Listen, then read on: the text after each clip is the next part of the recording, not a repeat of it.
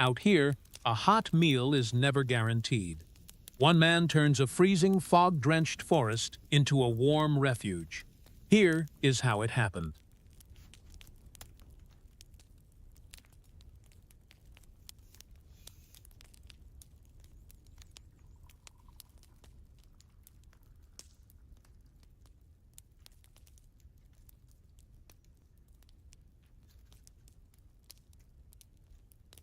Deep in the forest, one man sets out to build a winter camp in sub-zero temperatures. Moving through heavy snow requires constant exertion, which forces the body to burn through its energy reserves quickly.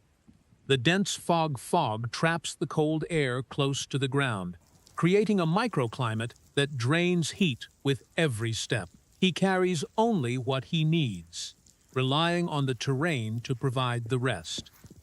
A camouflage jacket breaks up his silhouette, while waterproof gear blocks the penetrating dampness of the snow. Navigating this landscape means reading the environment constantly. Fallen logs and heavy snowdrifts hide the true shape of the ground beneath. Every step takes deliberate effort, testing his stamina before the actual work even begins. In conditions like this, daylight is the most critical resource. Finding a suitable site before the temperature drops further is his absolute priority.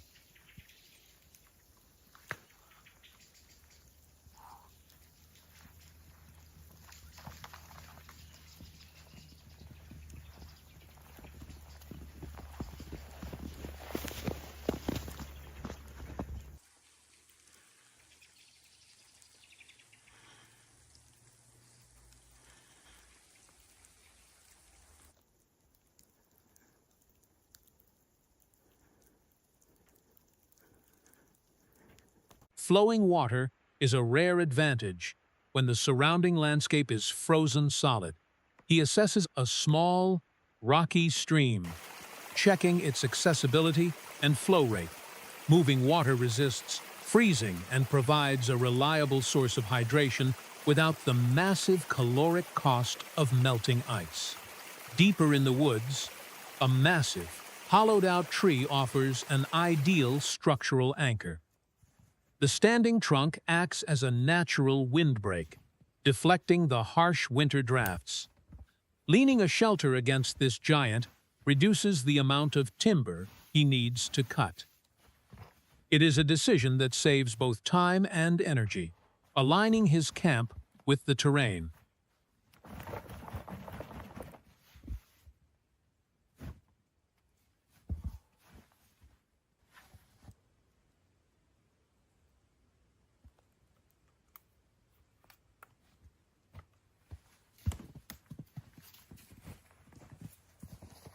He begins by harvesting long, straight branches from the surrounding deadfall.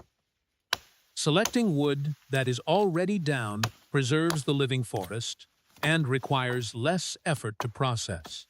The small axe makes quick work of the thinner limbs, cleanly severing them to the necessary length. Working in the cold, he moves efficiently to maintain his core temperature without sweating.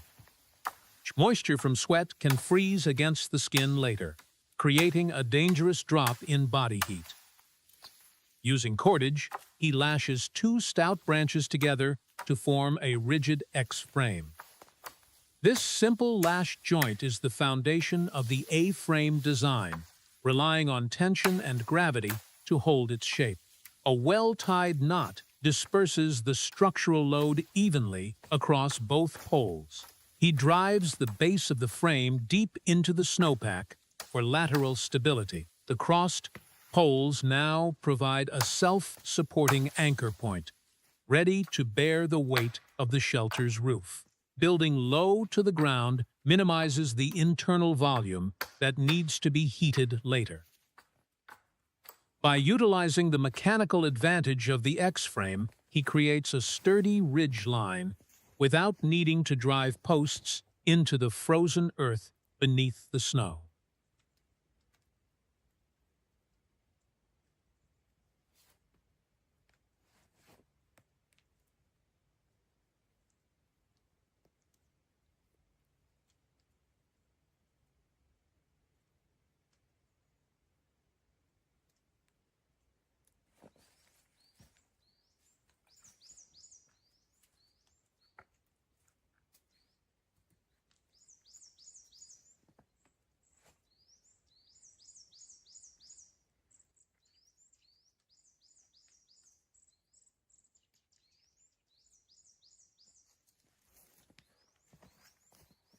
A waterproof tarp is draped over the wooden skeleton, forming a barrier against the falling snow and wind.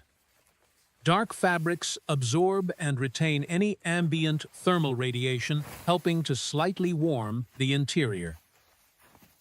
He pulls the material taut to shed moisture, preventing heavy snow from accumulating and collapsing the roof. A steep pitch allows precipitation to slide off harmlessly to the sides. Pegging the corners directly into the ground creates a wind-tight seal along the edges. He uses natural root systems as secondary anchor points, securing the guy lines against sudden gusts. The resulting A-frame profile cuts through the wind aerodynamically by keeping the opening small and oriented away from the prevailing breeze. He traps the warmth inside. The completed structure stands as a simple but highly effective shield against the freezing environment, turning a patch of harsh woodland into a defensible space.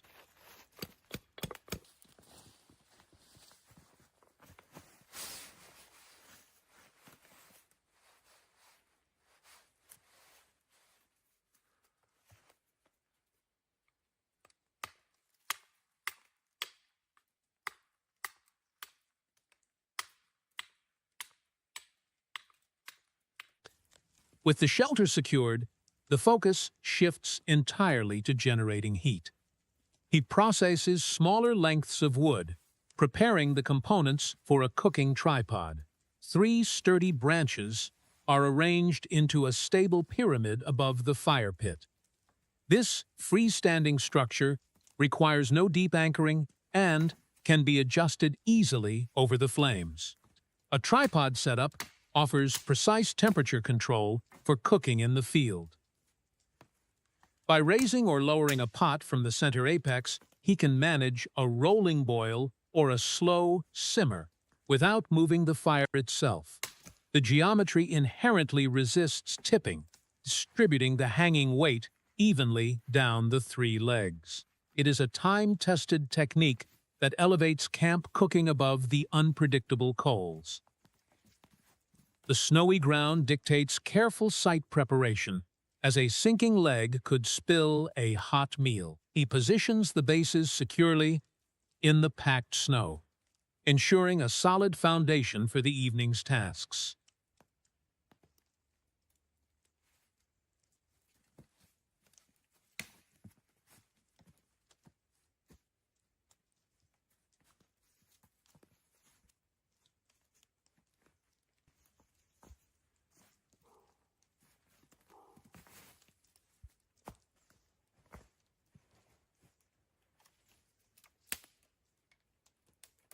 Starting a fire in a frozen landscape requires meticulous preparation of dry tinder.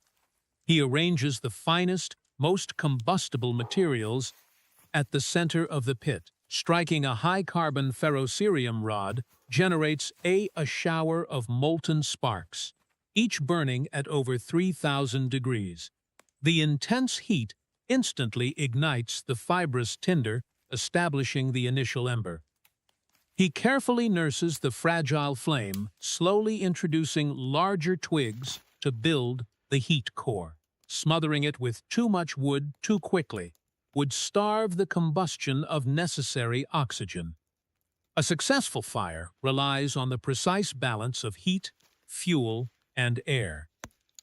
As the flames stabilize, he adds thicker branches to create a sustainable bed of coals. The large hardwood provides a slow, consistent thermal output rather than a quick flash of heat. Using his axe, he adjusts the logs to optimize the airflow through the center of the fire. The thermal mass of the stones surrounding the pit begins to absorb the radiating energy. These rocks will act as a battery, projecting warmth back toward the shelter long after the flames die down. Maintaining this fire is the absolute priority. It is the central mechanism that makes survival here possible. The frozen ground constantly drains heat from the fire base, making an elevated or insulated platform essential. By laying a grid of damp wood beneath the kindling, he isolates the coals from the melting snow, preventing the fire from sinking and drowning in its own meltwater.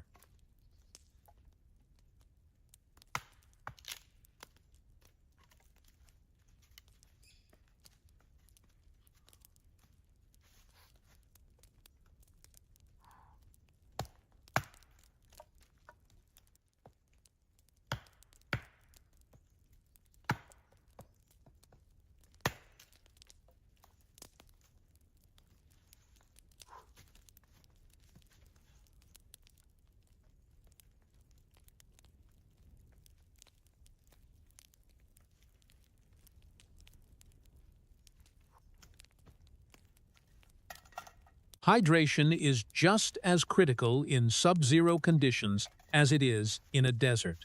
He packs a metal cup with clean, freshly fallen snow and suspends it over the climbing flames. Eating snow directly dangerously lowers the body's core temperature, forcing the metabolism to work harder. Melting it into liquid water requires a tremendous amount of thermal energy. As the heat transfers through the metal, the snow slowly reduces to a fraction of its original volume. It takes a surprising amount of packed snow to produce a single cup of drinkable water. The rolling boil purifies the liquid, ensuring it is safe to consume. He monitors the process closely, as an empty cup left over open flames will warp and ruin the metal. This slow, methodical chore is an unavoidable reality of winter bushcraft.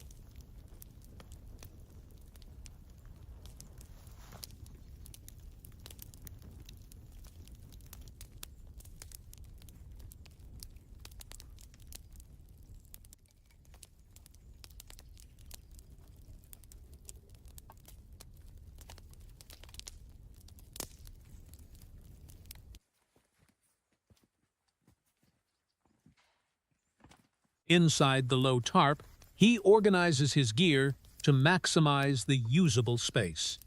Everything must have a specific place in the dark, ensuring crucial items are within immediate reach. A well-ordered camp reduces frustration and prevents accidental gear loss in the snow. Moving closer to the stone ring, he allows the radiating heat to penetrate his heavy clothing. The extremities are always the first to lose circulation in extreme cold. Warming his hands restores dexterity, which is vital for handling tools, tying knots, or striking a spark. He feeds the fires. Small, dry sticks, managing the flame height to prevent burning the overhanging tripod.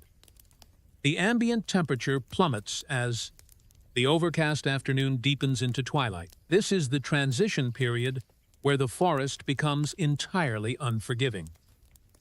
He relies entirely on the microclimate he has engineered between the tarp's reflective barrier and the stone-lined hearth.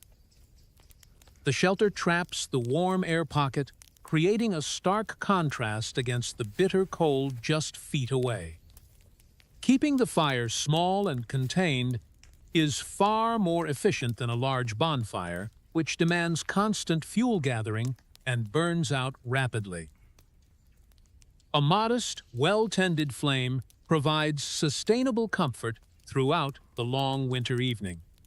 By positioning himself between the fire and the shelter wall, he benefits from the direct heat on his front and the reflected warmth on his back. This creates a thermal envelope that staves off the biting chill.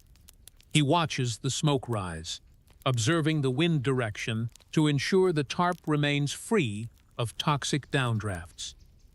Out here, safety lasts only as long as awareness does.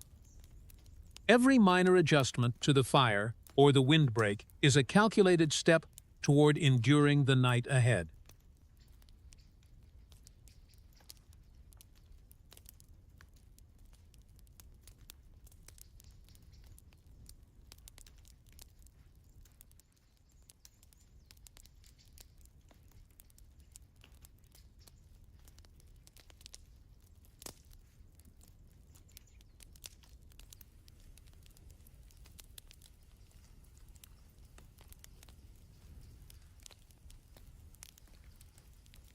A long night demands a substantial reserve of processed fuel.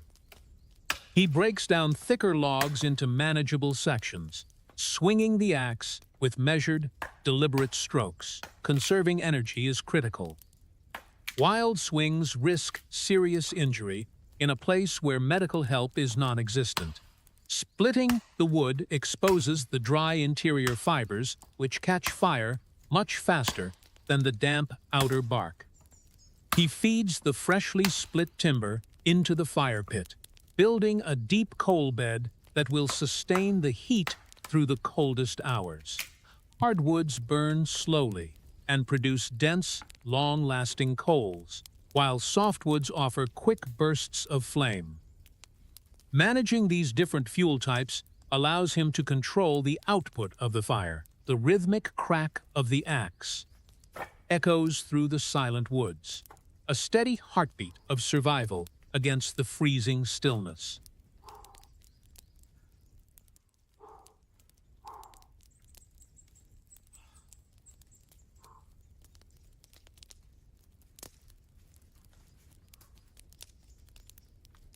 A hot drink instantly raises internal body temperature and provides a psychological boost as the darkness closes in. He pours the steaming liquid carefully, avoiding spills that could freeze on his gear. Operating in the cold consumes massive amounts of calories, simply through the act of shivering and generating body heat. A high-calorie dinner is essential to refuel those depleted reserves before sleep. He prepares a thick stew of beans, placing the metal cup directly onto the glowing embers. The dense mixture requires constant stirring to prevent the bottom from scorching against the intense, concentrated heat of the coals. Heavy, carbohydrate-rich foods provide a slow release of energy, acting as an internal furnace throughout the night. He balances a flat, round loaf of bread near the flames to thaw and toast. The dry heat of the fire crusts the outside of the bread, adding texture to the simple meal. Cooking over an open fire requires patience and constant vigilance, reading the heat of the coals rather than relying on a dial. The scent of hot food transforms the harsh, freezing environment into a momentary place of comfort. Every tool in his kit serves multiple purposes to save weight, turning basic metal cups into heavy-duty cookware. As the beans bubble and thicken, the steam mingles with the wood smoke. This ritual of preparing food at the end of a demanding day is as much about mental restoration as it is about physical survival.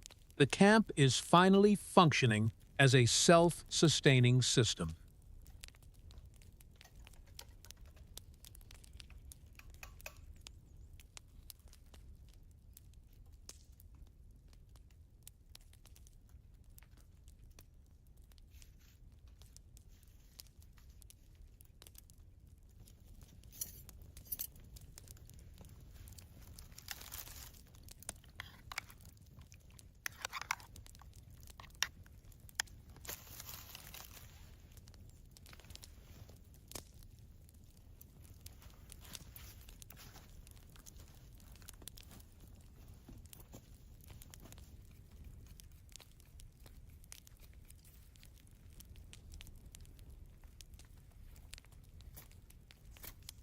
He props the rustic bread on a carved wooden stick, letting the radiant heat of the fire bake it evenly. Suspending food above the coals prevents ash from ruining the meal. The forest is completely enveloped in darkness now, shrinking his entire world down to the radius of the firelight. Beyond the glow of the flames, the temperature drops sharply. He breaks the warm, toasted bread, eating slowly and deliberately. Digestion itself generates a slight metabolic heat, aiding in the body's defense against the cold. The silence of the winter woods is profound, broken only by the crackle of burning resin and the snap of cooling embers. This solitary meal is the culmination of the day's labor. There is no rush, no pressing schedule to meet, only the simple necessity of consuming calories.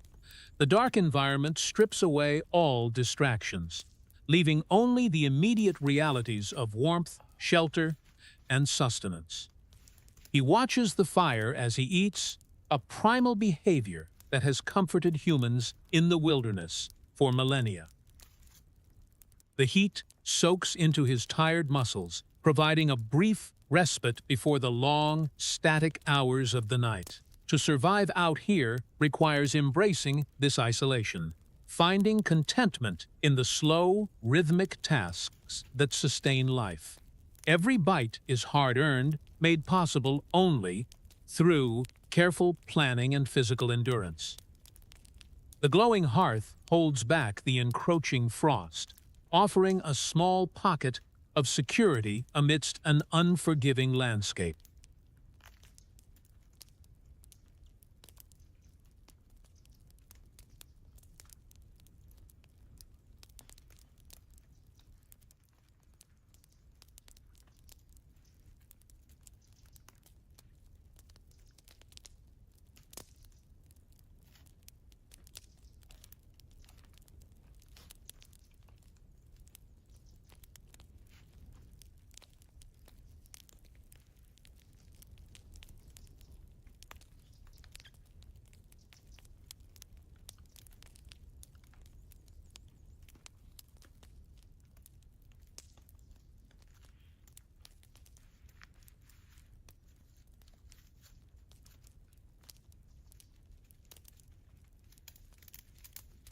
He retreats into the protective envelope of the tarp shelter, sliding into his heavy sleeping bag.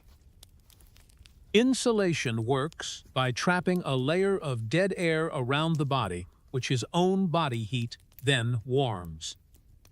The sleeping pad beneath him is just as important, breaking the conductive bridge that would otherwise drain his heat directly into the frozen earth. From the interior of the tent, he makes his final adjustments to the campfire, ensuring it will burn safely unattended.